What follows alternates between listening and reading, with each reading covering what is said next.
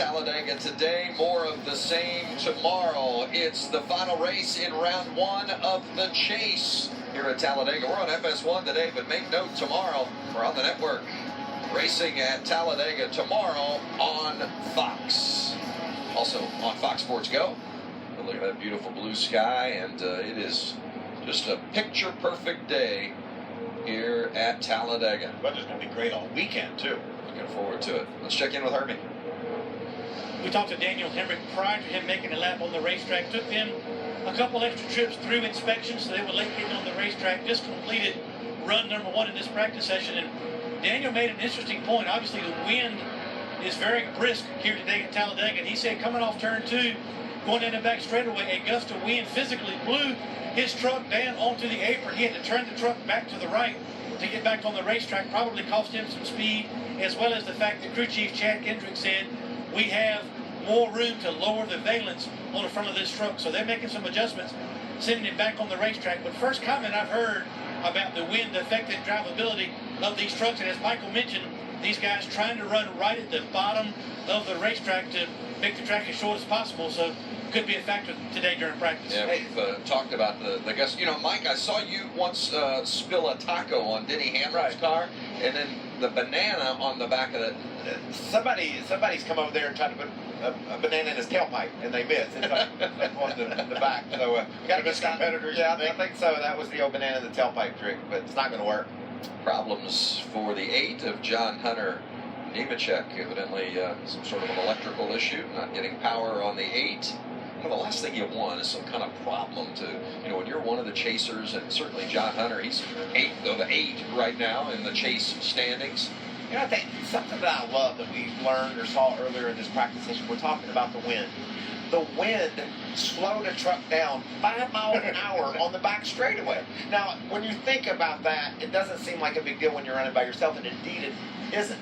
But what it tells the fans at home, and these competitors already know, that's how important the draft is. If they can get behind anything to block that wind, they're going to use that power that they have under the hood to close that gap and draft up and push that truck that's breaking the wind. That's right. And so it's funny, these things have what, upwards of 600 horsepower? Yeah, they're a little bit restricted here, but upwards of 600 horsepower. So you've got 600 horsepower, you come off turn two, you got a perfectly straight shot, and you slow down with your foot on the floorboard. There's a good sign for John Hunter Nemechek. We saw them having trouble in pit lane pushing the truck. It was having some sort of a power issue. Seems to be having a power issue now as he's on track with it matted to the floor. That's what 600 horsepower sounds like too, man. That's a finely tuned machine now that it's started. Currently 9th on the speed chart. Again, he is 8th in the standings. There's a problem. That's the 98 of Rico Abreu bringing out the caution. Crew chief change for this team this week. That's an interesting. What you got going on? I got a flat tire. It's an interesting place to wind up stopped on the road, or off the road actually. Rico said he had a flat tire. These drivers know that if they have a flat, they've got to really tiptoe back to the pit or just stop, because those tires can do a lot of damage, as we saw with Daniel Hemrick up at Loudon. He caught his truck on fire with a flat tire. It's been a little bit of a frustrating season for Rico. Of course, it's his first season in the truck, so you expected there to be some growing pains, but certainly the highlight of his season came on the dirt at Eldora, where he finished a career best 3rd. The highlight of his season for me was that charge he made at Texas late. We expect him to run well at Eldora. That was his background, but he had all William Byron wanted there at Texas, and William made a nice move to block Rico, who was running up high, chasing him down, and Rico ended up getting in the fence there on the last lap or two and didn't get the finish he deserved, but had a great run.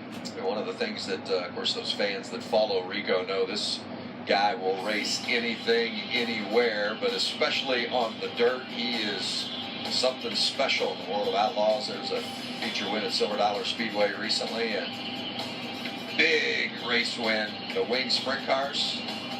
This guy is exciting. He'll get up on the cushion and He has never been a cushion he doesn't like. And That's for he sure. is such a cool cat, too. You go down and talk to him in the garage area.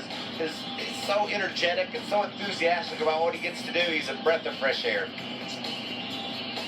Rico's back in the garage after that tire issue. Practice continues.